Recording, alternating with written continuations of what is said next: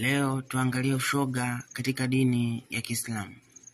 Ukisoma kitabu cha Qur'ani sura ya 4 mstari wake wa 16 inasema, na wawili miongoni mwenu wanaposoma waladhani wanaume wakifanya hivyo ni uzinifu au lawiti, waadhibu kwa matusi na kupigwa viatu.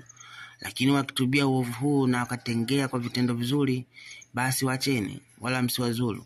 Mwenyezi Mungu wasamehe wanaotubu na uwarehemu. Haya, hii imebatilishwa kwa adhabu iliyoamriwa ikiwa zina ni ya kufanya uchafu, na hivyo hivyo ikiwa ni kufanya mapenzi ya jinsia moja. Kwa hiyo ndugu zetu katika dini ya Kiislamu, Allah anatuagiza kwamba wale mashoga wakifanya ushoga au mtu akimlawiti mwenzake, adhabu yake ni kupigwa na viatu au adhibiwe kwa matusi.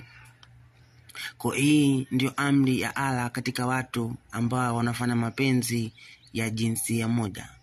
Kitabu ni Al-Jalalain. Hivyo tukiangalia mbele, kuna maimamu waliokuwa wakiswalisha katika dini ya Kiislamu kipindi cha Khalifa Umar, walikuwa pia ni mashoga.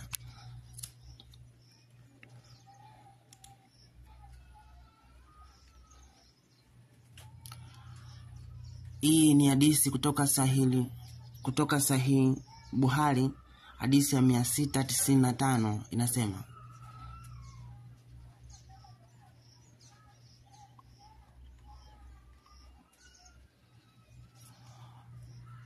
alikwenda kwa Uthman bin Affan huku akiwa amezingirwa na akamwambia, wewe ni mkuu wa Waislamu wote kwa ujumla na unaona aliyokusibu. Tunasongozwa katika swala na kiongozi al-fitna, majaribu na mateso, na tunaogopa kuwa yeye mwenye dhambi katika kumfuata. Akasema Uthman, swala ni bora kuliko mali zote, basi watu wanapofanya vitendo vizuri wafanye hivyo, na wanapofanya maovu jiepusheni na maovu hayo. Azwil alisema,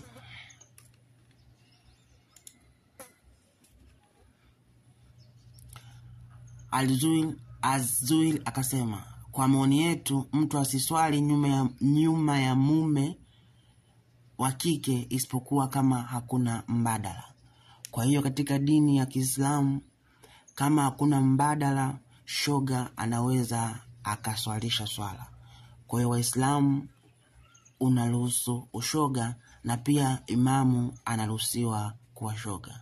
Mungu awabariki. Hii ndio dini ya haki ambayo Allah ametuletea. Mungu awabariki.